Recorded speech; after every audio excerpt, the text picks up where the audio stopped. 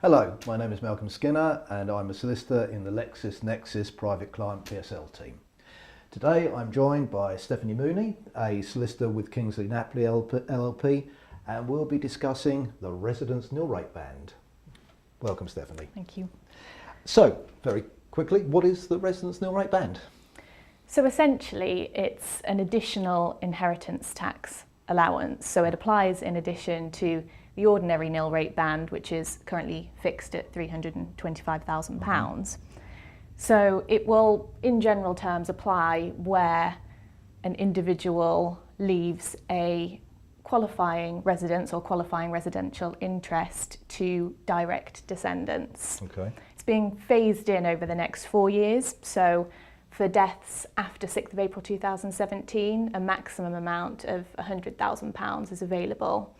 This is going to increase by £25,000 each year to a maximum of £175,000 in 2020-2021. The obvious question to ask there, bearing in mind it entirely depends upon it, what is a qualifying residence? So it's basically any property that an individual lived in during their lifetime and which forms part of their estate when they die. So buy-to-let properties, for example, wouldn't count unless the individual did actually live in it at some point. It doesn't have to be a main residence, nor does it have to be a property in the UK, as long as it's within the scope of UK inheritance tax. And quite a few people die owning a number of properties, and in that sort of situation their personal representatives would have to nominate which property the relief would apply to. Okay. There has been a little confusion, or appears to have been a little confusion in the past about what is meant by direct descendants. Whereabouts are we with that now? So basically it's defined quite broadly for the purposes of the residence nil rate band. Primarily it's children and grandchildren, and children also includes stepchildren, adopted children and foster children. But interestingly it also includes spouses and civil partners of any of those people. The main people it doesn't include are other family members, so nieces, nephews, brothers and sisters. Okay.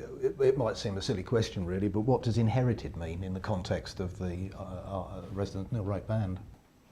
So it's easiest to break it down into 3 main ways a property can be inherited. The first is by will, second under the intestacy rules, and thirdly by survivorship. The complications pop up where a property is left to a trust. That's the really tricky area. But ultimately you just have to consider who is becoming absolutely entitled to the property in the end. Quite a few people will leave their residuary estate on discretionary trust in their will. A residence left in a discretionary trust won't have the residence nil rate band applying to it, even if the class of beneficiaries is purely direct descendants.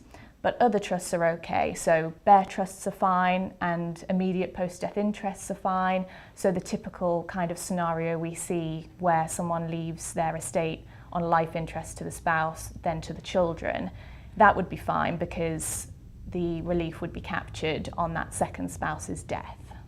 Okay. Is it transferable? It is, yes. Oh, good. It's transferable very much in the same way as the ordinary nil rate band between spouses and civil partners. So the same sorts of rule apply. You need to claim within 2 years of death. It's the unused percentage that will be transferred, which is quite good because it captures any increase in the relief. And the relief will be transferable even if the first spouse died before the 6th of April 2017 without a qualifying residence in their estate at all. Right. Okay. What sort of limits do we have on it? So the residence nil rate band is capped, and it's capped at the lower of the value of the residence or the maximum residence nil rate band available at the time. Right. It's also tapered, and there's been a lot of discussion around tapering. Essentially, for estates with a net value for inheritance tax purposes of over 2 million, the benefit's withdrawn by £1 for every £2 it is over. So essentially using the current rates, that would mean that anyone with an individual estate of more than 2.2 million would lose the benefit of the relief altogether. Now, there are certain estate planning considerations that might be worth exploring.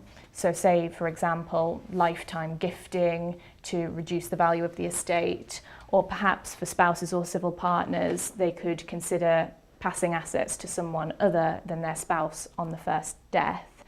That way, there won't be this asset bunching effect on the second death. One point that's obviously been very widely debated is the downsizing provisions.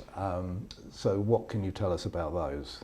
Okay, I won't go into too much detail because it's very complicated. It's horrible, yes. It is horrible, but fundamentally, the downsizing provisions were introduced to address a situation where someone might be put off selling their property and buying a smaller one, or going into a care home, for example, out of fear that they'd lose that additional inheritance tax allowance. So essentially it operates to ensure that that residence nil rate band is still captured where someone downsizes after the key date of 8th of July 2015. So downsizing incorporates a few different scenarios.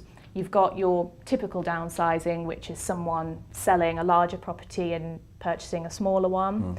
You've got where somebody sells a property and doesn't get another one, maybe because they're going into a care home or a nursing home, and where someone gives away their property altogether. Okay. Anybody listening to this is going to think, oh my God, this is so complicated. Do I need to redraft every one of my clients' wills? The answer is? Not necessarily. Okay. It won't be necessary in every situation to completely overhaul wills. A lot of the time, the wills will already be compliant so that the residence nil rate band applies. In the situation, it's quite common of having a discretionary trust in the will. It should be possible to work around this by appointing the property out within 2 years. And other trusts will potentially work.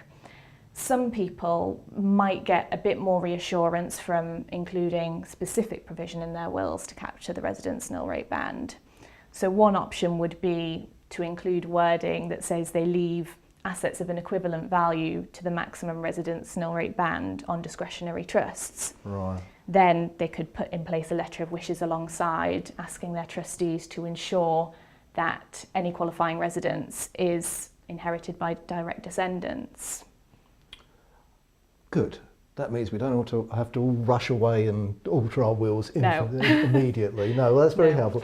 Stephanie, thank you very much. You're very welcome. interesting. Thank you. Thank you.